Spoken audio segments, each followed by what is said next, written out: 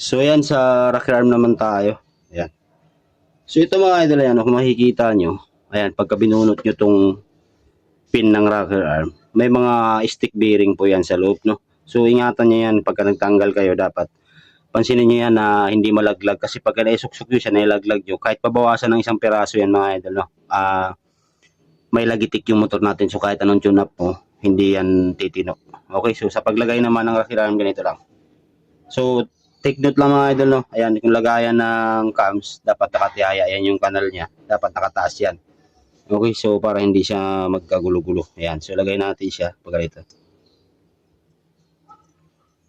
So kunting hilot-hilot lang mga idol, no? Wag nyo lang anuin, wag nyo lang persahin ipasok. So kailangan kamayin nyo lang yan, pasok yan. Yan, pustulak nyo siya sa dulo. Okay, so ganoon ang paglagay ng rocker arm. Ganoon din sa kabila, no? Basta lagi nyo tatandaan yan mga idol, na wag kayong magkakamali dito, kasi kung malaglag yung mga stick bearing na yun mga idol, ay patay kayo. Dapat kamay lang. Yan, pustulak nyo.